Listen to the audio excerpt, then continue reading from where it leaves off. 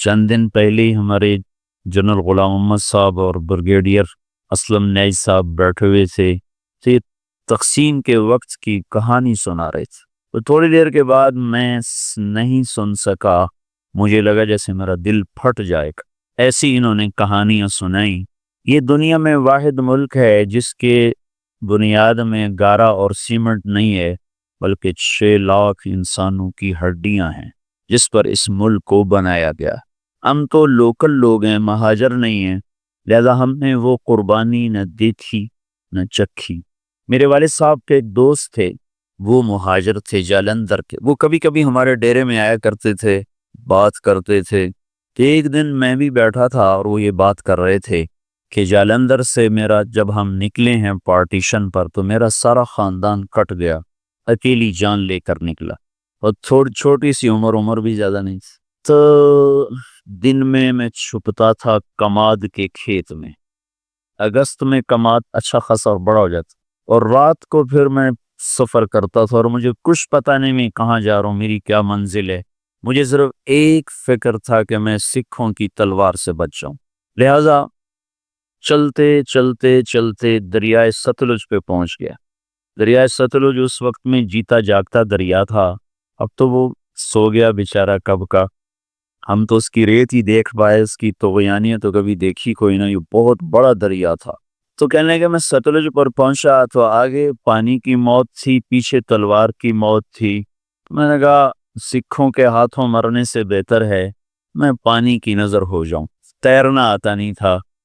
کہنے کہ ایک لکڑی اٹھائی، ایک لکڑی مل گئی، لکڑی اٹھائی اور پانی میں ڈالی. میں کہ یا اللہ زندگی ہے تو پار لگا دے. ادھر پاکستان شروع ہو رہا تھا.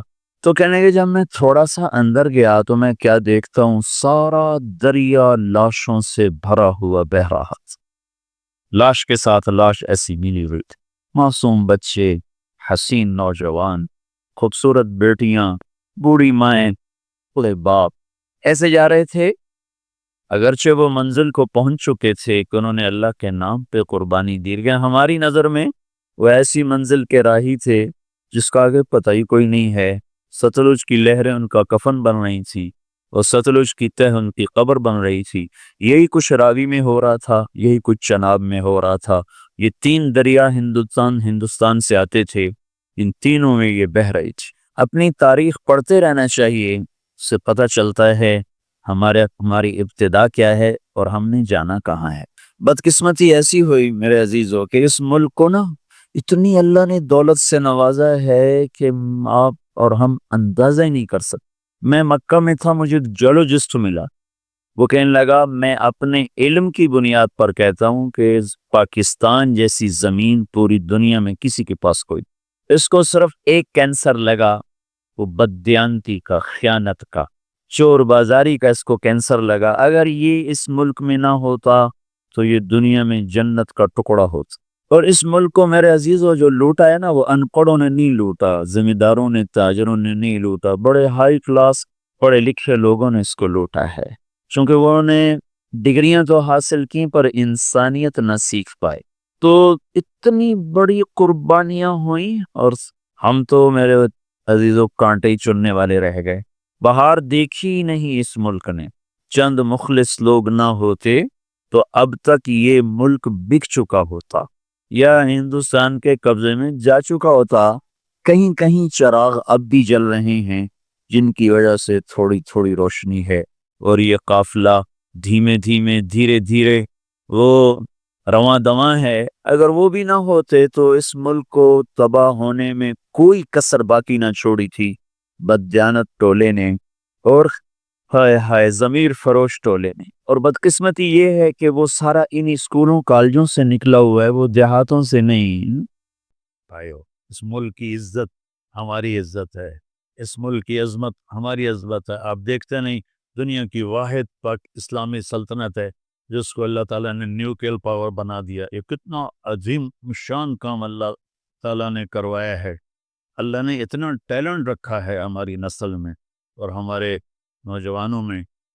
اتنی غربت کے بعد اور اتنے ہر قسم کے دھوکے بازی کے بعد اللہ تعالیٰ نے اس کو ایک عالمی طاقت بنایا اور اللہ تعالیٰ نے اس کو نیوکلیئر پاور بنایا. اور اللہ تعالیٰ نے اس کی عزت کو بحال کیا، وقار کو بلند کیا۔ افواج پاکستان دنیا کی بہترین فوج، دنیا کی بہترین فوج۔ ہمارے پورے ملک میں ایک ہی ادارہ ہے جو بہت خوبصورتی سے چل رہا ہے، باقی تو گڑبڑ زیادہ ہے اور صحیح تھوڑا ہے، لیکن اللہ ہمارے ان سپاہیوں کو اور ہمارے ان فوج کے افسران کو، سپاہی سے لے کر چیف آف آرمی اسٹاف تک، اور سپاہی سے لے کر air marshal, air chief marshal تک، یہ سب اور ایسے ہی بحریہ والے ہمارے بڑا قیمتی سرمایہ ہے۔ تو اللہ تعالیٰ نے ہمیں عزت دی ہے، ہمیں عزت کو بحال کریں، کیونکہ جب فساد بڑھ جاتا ہے، گناہ بڑھ جاتے ہیں، پھر اللہ کی پکڑ آ جاتی ہے۔ تو اللہ تعالیٰ ہمیں عمل کی توفیق بخشے۔